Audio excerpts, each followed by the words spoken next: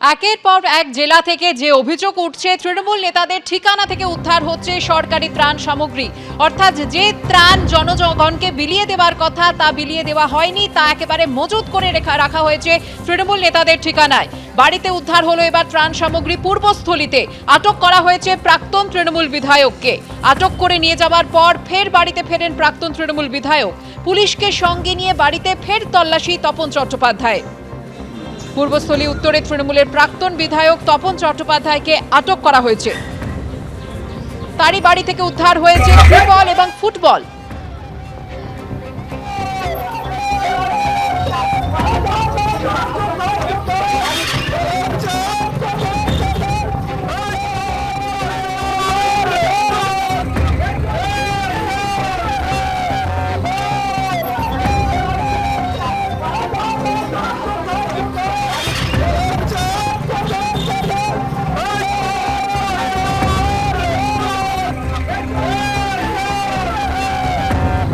এ নিয়ে কথা বলে নেব আমাদের প্রতিনিধি রানা দাসের সঙ্গে।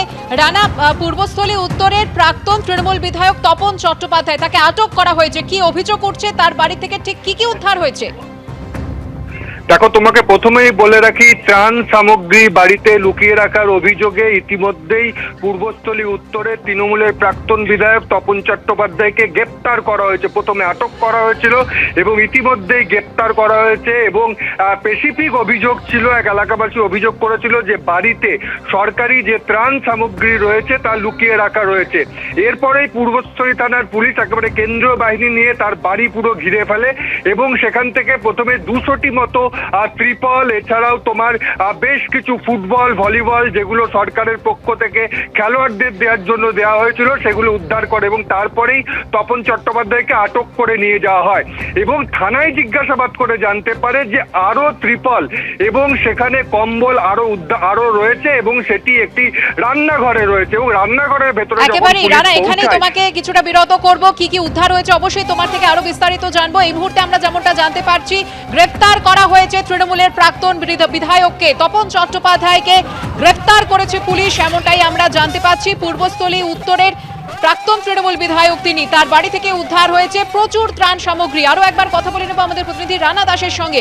রানা, যেমনটা তুমি জানাচ্ছিলে, দ্বিতীয়বার তাকে থানা থেকে ফের নিয়ে আসা হয় এবং রান্নাঘরে, যেখানে তিনি বলেছিলেন যে ত্রিপল রাখা আছে এবং সেখানে দেখে যে রান্নাঘরে রান্না হচ্ছে, একজন রয়েছেন মহিলা, তিনি রান্না করছেন, কোনো রকম ত্রিপল নেই। সেই সময় পুলিশ চলে আসার সময় চোখে পড়ে একটা ছোট্ট দরজার মতো চোখে পড়ে এবং তার ভেতরে ঢোকে যে একেবারে রান্নাঘরের ভিতরে একটা ছোট ঘর করা রয়েছে, সেই ঘরের মধ্যে প্রচুর ত্রিপল সেগুলো রাখা রয়েছে এবং সেগুলো 21-22 সেই বছরের ত্রিপল, যেগুলো রাজ্য সরকার দিয়েছিল বন্যা দুর্গতদের বা সাধারণ মানুষদের দেওয়ার জন্য, সেইগুলো কিন্তু সেখানে লুকিয়ে রাখা ছিল। পাশেই তপন চট্টোপাধ্যায় বসেছিল। পুলিশ ভেতরে যায়, এখনো পর্যন্ত প্রায় 450-450 ওপর ত্রিপল আর সেখান থেকে উদ্ধার করা হয়েছে। বেশ কিছু কম্বল পাওয়া গেছে, প্রচুর ফুটবল এবং ভলিবল, যেগুলি ক্রীড়া দপ্তর থেকে খেলোয়াড়দের ক্লাবগুলিতে দেওয়া হয়, সেগুলো পর্যন্ত পাওয়া গেছে। জার্সি, প্যান্টস এইসবও পাওয়া গিয়েছে। ইতিমধ্যেই সেগুলো পুলিশ যেমন উদ্ধার করে নিয়ে গিয়েছে, সেই রকম ভাবেই তপন চট্টোপাধ্যায়কে পুলিশ কিন্তু এই ঘটনার পরে গ্রেপ্তার করেছে। পূর্বস্থলী থানার পুলিশ সূত্রে জানা যাচ্ছে, প্রথমে আটক, তারপরে জিজ্ঞাসাবাদ, ফের তার বাড়ির ভেতরে রান্নাঘরে একটা গোপন কুঠুরি, সেই কুঠুরি থেকে আরো বেশ ত্রিপল, এইসব উদ্ধার করার পরেই তাকে গ্রেপ্তার করা হয়েছে। তপন চট্টোপাধ্যায়ও স্বীকার করছেন যে এইগুলি রাজ্য সরকার থেকে দিয়েছিল, বিধায়ককে দেওয়া হয়েছিল এবং বর্ষার সময় এইগুলো দেওয়ার কথা ছিল।